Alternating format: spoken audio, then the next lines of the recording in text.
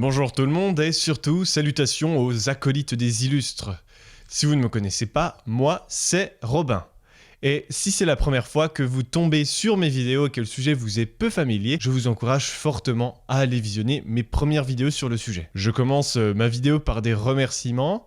Merci vraiment pour les abonnements et les retours positifs. C'est réellement un plaisir de savoir que la vulgarisation de la littérature scientifique intéresse, et particulièrement sur des sujets qui me tiennent à cœur. Une autre chose qui me fait plaisir, c'est que selon les statistiques, les vidéos indiquent que vous êtes plus de femmes à regarder mes vidéos que d'hommes, alors qu'on pourrait penser que la science, c'est typiquement masculin. Bon. D'ailleurs, selon mes statistiques, 70% des personnes regardant les vidéos ne sont pas abonnées. Alors, n'hésitez pas, si vous voulez être tenu au courant des prochaines vidéos, à vous abonner. Venons-en au sujet de la vidéo. Aujourd'hui, comme vous l'avez lu dans le titre, nous parlerons des signaux cérébraux. Même en ayant essayé différents mots-clés relatifs aux mesures de signaux cérébraux comme les EEG, donc les électroencéphalographies, la littérature semble actuellement assez peu développée précisément dans la mesure de signaux cérébraux de personnes souffrant de TSA lors de l'interaction avec des robots. On a cependant une étude très intéressante de Christiane Goulard et ses collègues en 2019, publiée dans Biotechnology Research and Innovation. Et celle-ci traite des signaux cérébraux des enfants souffrant de TSA dans l'interaction avec un robot social. Celle-ci évaluait en laboratoire 4 enfants, dont un garçon et une fille souffrant de TSA, et un garçon et une fille au développement typique. Alors ici, on a un petit échantillon. Les enfants étaient âgés de 7 à 11 ans, avec une moyenne de 7,25 ans, et étaient accompagnés de leur représentant légal. Ici, on utilisait 2 caméras pour filmer l'expérience. Les personnes autrices de l'étude ont créé un robot fait maison appelé Maria, acronyme de Mobile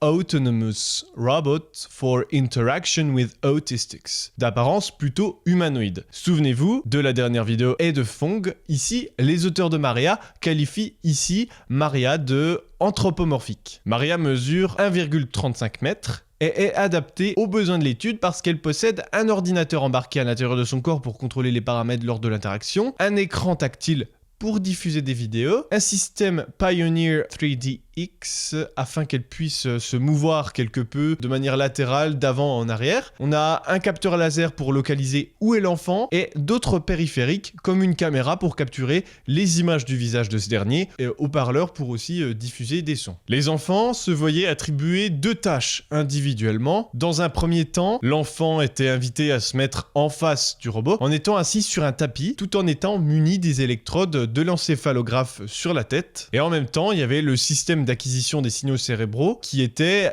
connecté avec le système de contrôle du robot. L'enfant va regarder Maria et Maria va commencer par se présenter pour ensuite se déplacer tout droit et lentement en direction de ce premier jusqu'à 60 cm de distance, tout en diffusant des vidéos musicales. Tout ça était dans le but de mettre en confiance l'enfant et d'étudier le regard de l'enfant en comptant le nombre de fois où il fuyait le robot du regard.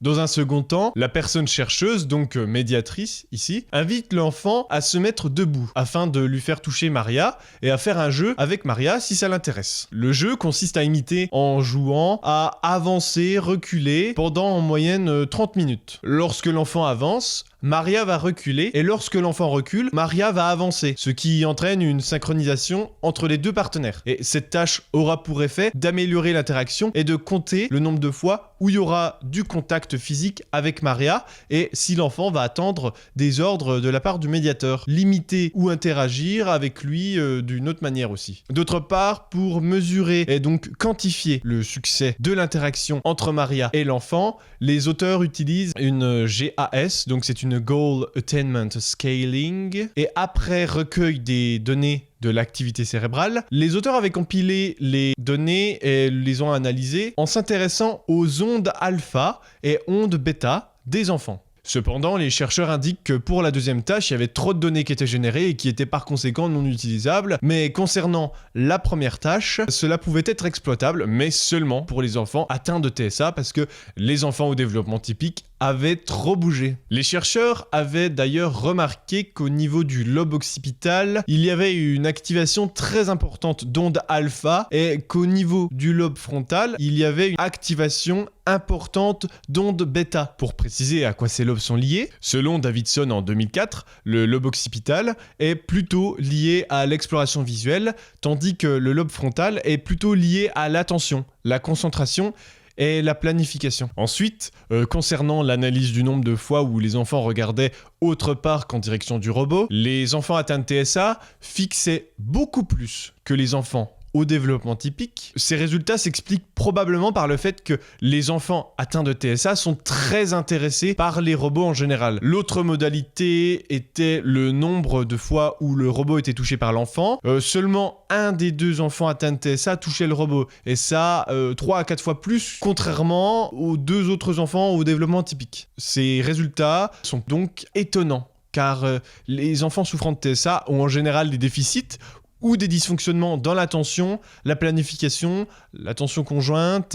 Souvenez-vous, l'attention conjointe fera l'objet d'une prochaine vidéo. N'hésitez pas à vous abonner si vous voulez être tenu au courant de sa sortie. Malgré ces déficits ou dysfonctionnements, les zones cérébrales liées aux fonctions que je viens de citer se trouvaient activées lors de cette interaction avec un robot social. Cependant, malgré des résultats tout à fait étonnants, comme j'ai pu le dire au début, l'étude présente un très faible échantillon, ce qui fait que les résultats sont peu fiables si on veut les généraliser à toute une population, mais ils restent toutefois intéressants d'un point de vue clinique, ainsi que pour de futures potentielles recherches. Après avoir vu les intérêts de l'utilisation des robots, quelques pistes sur les signaux cérébraux et qu'il se pourrait qu'une apparence adaptée soit importante auprès des enfants souffrant de TSA dans le cadre d'interaction, nous verrons désormais dans les prochaines vidéos plus en détail des compétences communicationnelles qui semblent pouvoir être améliorées, développées ou apprises grâce aux robots auprès d'enfants souffrant de TSA. Cette vidéo touche à sa fin, n'hésitez pas à vous abonner,